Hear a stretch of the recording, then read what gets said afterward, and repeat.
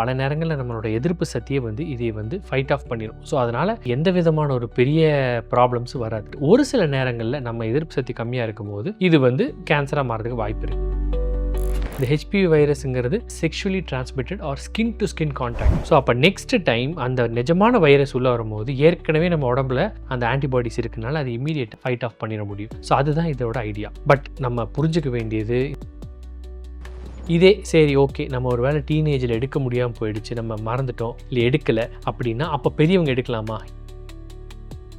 இதுதான் இன்னைக்கு இருக்கிறதுலேயே ரொம்ப பெட்டரான vaccine available for HPV.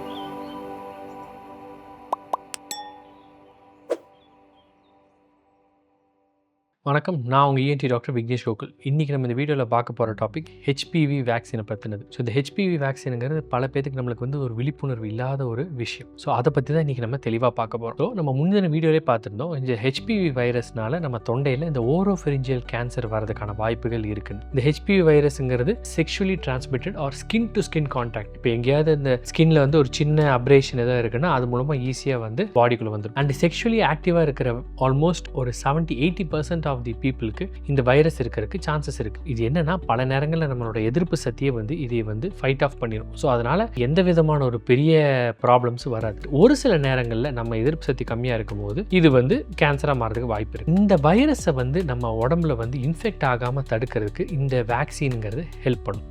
So இந்த வேக்சின் அப்படிங்கிற பார்த்தீங்கன்னா it's not a live vaccine. So live vaccine என்னன்னா யூஸ்வலாக அந்த வைரஸே அந்த வேக்சினில் இருக்கும். ஸோ அது போய் கொடுக்கும்போது அந்த வைரஸ் ஒரு நார்மல் ஒரு இன்ஃபெக்ஷனை கிரியேட் பண்ணி அதுக்கப்புறம் ஆன்டிபாடிஸ் நம்ம உடம்பு ஜென்ரேட் பண்ணும். இந்த வேக்சினை பொறுத்த வரைக்கும் it's not a live vaccine. வைரஸை மிமிக் பண்ணக்கூடிய அந்த வைரஸ் மாதிரியே இருக்கக்கூடிய பார்ட்டிகல்ஸ் மட்டும்தான் இந்த வேக்சினில் இருக்கும். ஸோ அதனால என்ன ஆகும்னா அந்த வைரஸ் மாதிரி இருக்க பார்ட்டிகல்ஸ் நம்ம உடம்புக்குள்ளே போகும்போது நம்ம உடம்பு இதை ஃபைட் ஆஃப் பண்ணுறதுக்கு ஆன்டிபாடிஸ் கிரியேட் பண்ணிடும். ஸோ அப்போ நெக்ஸ்ட் டைம் அந்த நிஜமான வைரஸ் உள்ள வரும்போது ஏற்கனவே நம்ம உடம்புல அந்த ஆன்டிபாடிஸ் இருக்குனால அது இமீடியட் ஃபைட் ஆஃப் பண்ணிட முடியும். ஸோ அதுதான் இதோட ஐடியா. பட் நம்ம புரிஞ்சுக்க வேண்டியது வேக்சின் இந்த வைரஸ்க்கான ட்ரீட்மெண்ட் கிடையாது. இது ஒரு ப்ரிவென்டிவ் கியூர். நம்மளுக்கு அந்த வைரஸ் உடம்புக்குள்ள வர்றதுக்கு முன்னாடி இந்த வேக்சின் எடுத்தால் மட்டும்தான் இது ஹெல்ப்ஃபுல்லாக இருக்கும். அதே நம்ம வேக்சின் வைரஸ் உடம்புக்குள்ள வந்ததுக்கு அப்புறம் எடுத்தோம்னா அது பெரிய ஹெல்ப்ஃபுல்லாக இருக்காது. பட் இருந்தாலும் இப்போ உடம்புக்குள்ள வந்ததுக்கு அப்புறமும் நம்ம எடுக்கிறதுல என்ன அட்வான்டேஜ்னா சேஃப். நம்ம முன்னாடியே பார்த்துருக்கோம், இந்த ஹெச்பிவி வைரஸ்ங்கிறது பல ஸ்ட்ரெயின்ஸ்ல இருக்கு. ஆல்ரெடி உள்ளுக்குள்ள வந்த ஸ்ட்ரெயினை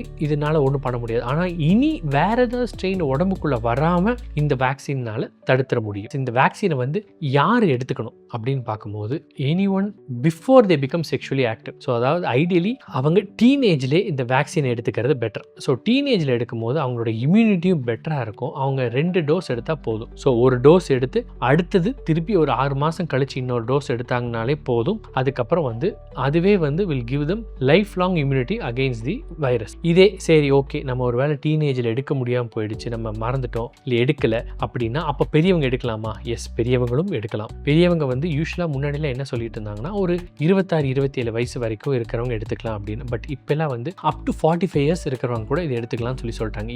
எதனால அப்படின்னா நம்ம முன்னாடியே நம்ம சொல்லியிருந்த மாதிரி வேக்சின் ஆல்ரெடி உடம்புக்குள்ள வந்த வைரஸை ட்ரீட் பண்ணுறதுக்கு ஹெல்ப் பண்ணாது. இப்போ நம்ம உடம்புக்குள்ள சே ஃபார் எக்ஸாம்பிள் HPV-16 அல்ல HPV-11 அந்த மாதிரி ஒரு ஸ்ட்ரெயின் தான் வந்திருக்குன்னா இந்த வேக்சின் எடுக்கிறதுனால இனி ஃபியூச்சரில் மற்ற ஸ்ட்ரெயின்னால நம்ம இன்ஃபெக்ட் ஆகாமல் நம்மளால தடுத்துட முடியும். ஸோ அதனால இந்த வேக்சினை எனி டைம் பிட்வீன் ஐடியலி எங்கர் ஏஜில் பண்ணிக்கிறது பெட்டர். ஈவன் அடல்ட் லைஃப்லேயும் நம்ம இதை போடுறதுனால தப்பில்லை. அடல்ட் லைஃப்பில் போடும்போது 2 டோஸ் பத்தாது, 3 டோஸாக எடுக்க வேண்டியிருக்கும். ஸோ அவங்களுக்கு ஃபர்ஸ்ட் டோஸ் எடுத்து ஒரு 2 months கழிச்சு செகண்ட் டோஸ், அதை எடுத்து திருப்பி 6 months கழிச்சு தேர்ட் டோஸ், இந்த மாதிரி எடுத்தாலே அது போதுமானது. ஸோ பல பேருக்கு இருக்கிற இன்னொரு கேள்வி, வேக்சின் இவ்வளோ ஹெல்ப்ஃபுல்லாக இருக்குன்னா இதை நம்ம திருப்பி ஒரு சில வருஷங்கள் கழிச்சு ரிப்பீட் பண்ணுமான்னு. இது வரைக்கும் எந்த விதமான ஸ்டடீஸ்லையுமே இந்த வேக்சின் ஒரு 10 வருஷம் கழிச்சதுக்கப்புறம் அதோட எஃபிகசி போயிடும். அதுக்கப்புறம் ஏன்னா நம்ம எல்லாத்துக்குமே இருக்க கேள்வி, ஒரு 10 வயசு 12 வயசுல இந்த வேக்சினை போட்டால் எனக்கு 30 வயசுக்கு மேலே எனக்கு இந்த பிரச்சனை வந்துச்சு என்ன பண்ணுறதுங்கிறது. இது வரைக்கும் எங்கேயுமே எந்த ஸ்டடீஸ்லையும் இந்த வேக்சின் அதோட எஃபிகசி குறைஞ்சிருதுங்கிற மாதிரி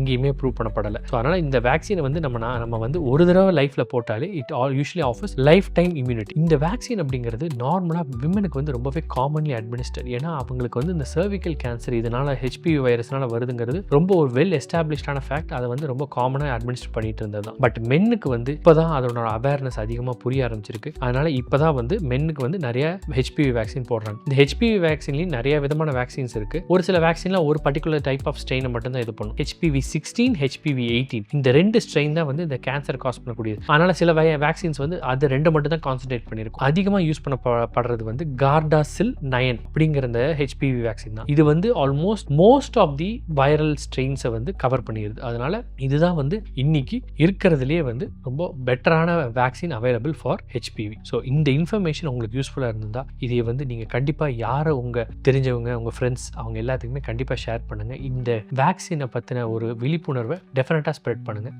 தேங்க்யூ.